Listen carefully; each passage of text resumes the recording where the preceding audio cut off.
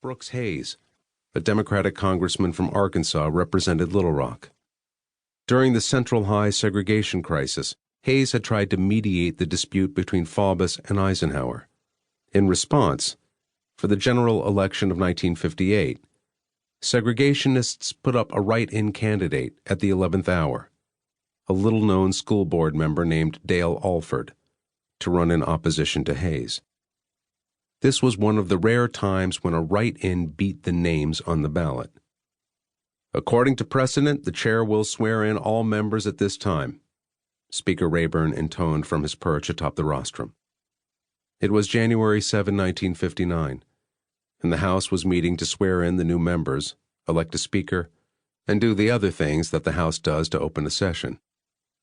Before the speaker could administer the oath, a tall, gangly Pole with thick-framed glasses and a skinny tie rose from his seat.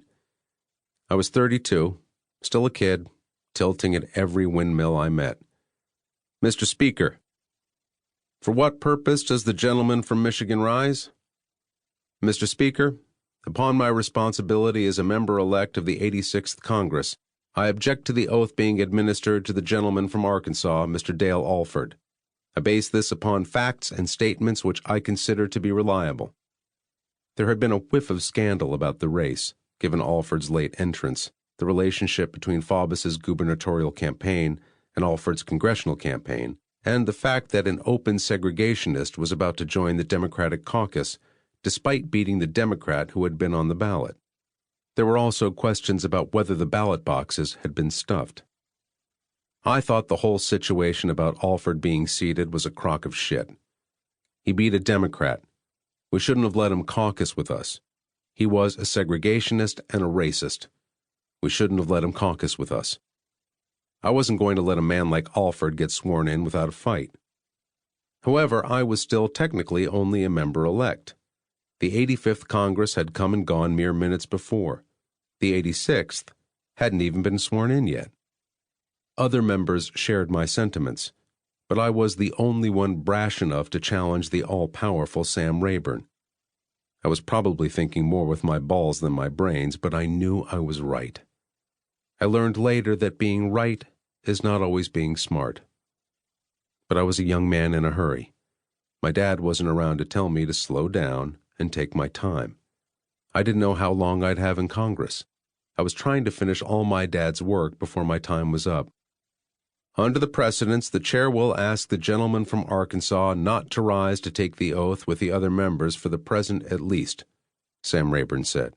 "If the other members will rise, I will now administer the oath of office." We were all then sworn in by the Speaker. All of us except Dale Alford.